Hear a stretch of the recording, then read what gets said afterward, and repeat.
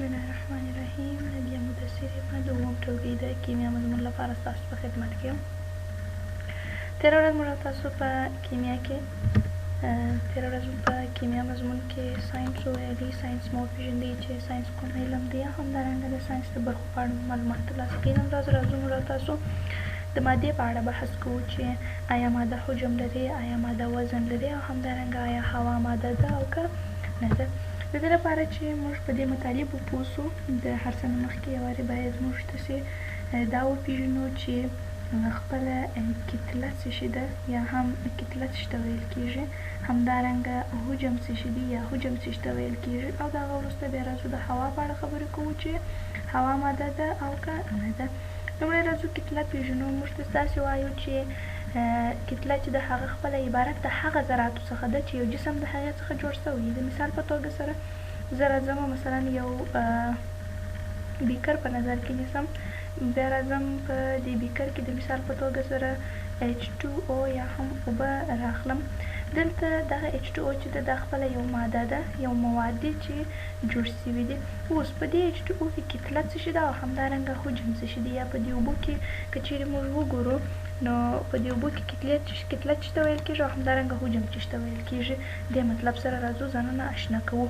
نو داسې وایم چې دلته دغه بیکر چې دی، په دې بیکر کې دغه کوم اندازه اوبه چې شتون لري، په دغه اوبه ټوله جوړ شوي د ذراتو څخه دي. دغه هره ذره د دې دغه ټوله ذرات چې کله سره یو ځای سي، د دې دغه هره ذره چې ده دې ته موږ څه ویلی سو، د دې کتله ویلی سو. معنا دا چې ټوله موادو کومې ذرې یا هغه ذرات چې یو ماده ځینې جوړه سوې ده، هغه عبارت د دوی د کتلې څخه دي. نو اوس دغه H2O چې د کومو ذراتو څخه جوړه سوې ده، دغه ذرات خپله عبارت د دې د کتلې یا هم د دې د وزن څخه دي. دغه څخه وروسته راځو حجم ته. حجم بیا څه شي ته ویل کېږي. دلته حجم ته که چیرې راسو، دغه اوبه چې دي په دغه بیکر کې یو ځای نیولی دي، نو دغه اشغال سوی ځای د اوبو په واسطه سره عبارت د دې حجم سو په دغه بیکر کې. نو موږ داسې وایو چې حجم چې دی هغه د یو مادې په واسطه سره نیول سوي ځای ته د هغې مادې چې ورته ویل کېږي، د هغې مادې حجم ورته ویل کېږي. نو معنا دا چې ماده چې ده، هره ماده چې ده، هغه به خامخا درلودونکې د دوو شیانو وي. یو شی چې دی هغه به دا درلودونکې د کتلې وي، دویم شی دا به درلودونکې د حجم وي. اوس اوبو ته موږ یو ماده ویلی سو، موږ ویلی سو چې اوبه یو ماده ده، ځکه چې دا درلودونکې د کتلې ده، او کتله چې ده هغه د موادو جوړ شوي ذرات دي. دا درلودونکې د حجم ده چې هغه نیول سوی ځای دی د دې په واسطه سره، یعنې نیول سوي ځای ته خپله ولیم یا هم حجم ویل کېږي. د یو جسم په واسطه سره نیول سوي ځای ته د هغه ولیم یا دغه حجم ویل کېږي. او همدارنګه هغه ذرات چې یو ماده ځینې جوړه سوې ده، هغه ذرات عبارت دی د ماس یا هم د کتلې څخه دي. دا د ماس او د حجم ترمنځ توپیر هم سو. دغه څه وروسته راځو هوا مطالعه کوو چې آیا هوا ماده ده که نه ده. د دې لپاره چې په دې مطلب پوه سو چې آیا هوا ماده ده که نه ده، راځو یو بالون یا هم یو بوغي راخلو. فرض کړئ چې دا یو بوغي ده. کله چې دغه بوغي په پړسېدلې وي، معنا دی چې دې ته هوا داخله سوې وي، نو د دې شکل چې دی هغه تقریبا داسې صاف وي، ځکه دننه چې مثلا دې ته هوا ورکول سوې ده، دا پړسېدلې ده. که چیرې موږ راسو د مثال په توګه سره دغه بوغي چې ده دې ته مثلا یو سوری ورکو، زه راځم د مثال په توګه سره دې بوغي ته په دې ساحه کې دې ته شروع کوم، په دې ساحه کې زه دا بوغي ته مثلا یو سوری ورکوم چې هغه هوا د دې څخه ټوله د باندې راوځي. کله چې موږ دې ته د یو سوری ورکو، نو هوا دستي د باندې راوتو سره پیل کوي او ټوله هوا د باندې راوځي.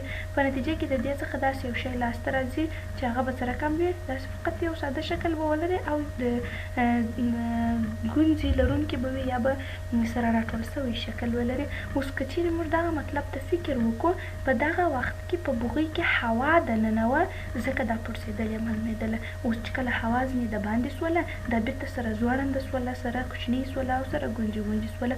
نو د دې څخه د دې مطلب څخه موږ داسې اخیستلی سو چې هوا ماده ده. ولې هوا که چیرې ماده نه وی، نو د دې په واسطه سره به ځای نه نیول کېدلی. دلته د هوا ذراتو ځای نیولی و او د هغه په واسطه سره دا بوغي پړسېدلی و. کله چې د هوا ذرات د دې څخه د باندې راوتل، د دې شکل بېرته عادي حالت ته رالی او دا اوس څه شي ده، یو ځوړنده شکل دی، پړسېدلی یا هم غټله ده. نو په دې اساس باندې موږ ویلی شو چې بلې هوا چې ده هغه یو ماده ده. یا که چیرې د مثال په توګه سره ماس یا کتلې ته یې راسو نو دلته چې دې ځای نیولی و دغه ځای ذراتو نیولی و. کومو ذراتو نیولی و؟ د هوا ذراتو نیولی و. نو کله چې هوا ذرات لري نو موږ وایو چې د هغه ذرات چې یو مواد ځینې جوړ سوي هغه ذرات خپله عبارت ده د مادې د کتلې څخه دي. نو معلومداره خبره ده چې دلته هم ذرات شتون درلودلی، دغه هوا چې ده هم کتله لري او همدارنګه هم حجم لري. نو کله چې هم حجم پیدا کړي هم یې کتله پیدا کړه نو موږ ویلی شو چې هوا چې ده هغه خپله یو ماده ده. یعنې هوا چې ده هغې ته موږ ویلی شو چې دا د میټر یا هم په مادې کې د حرکت کېدلی شي، پکښې کې راتللی شي. نو زموږ او ستاسو د نن ورځې درس و کتله، چې کتله څه شي ده، کتله مو وپېژندله. همدارنګه حجم، چې حجم څه شي دی، حجم مو وپېژني. همدارنګه هوا، چې هوا څه شي ده، هوا مو وپېژندله. زموږ او ستاسو د نن ورځې درس په همدې ځای باندې پای ته رسېږي. د لا ښه زده کړې لپاره ویډیو بیا درسره وګورئ. همدارنګه زموږ او ستاسو د راتلونکې ورځې درس دی د مادې خواص. تر بیا پورې زه ستاسو په خدمت کې حاضرېږم. ښه ورځ، ښې چارې، مننه کوم.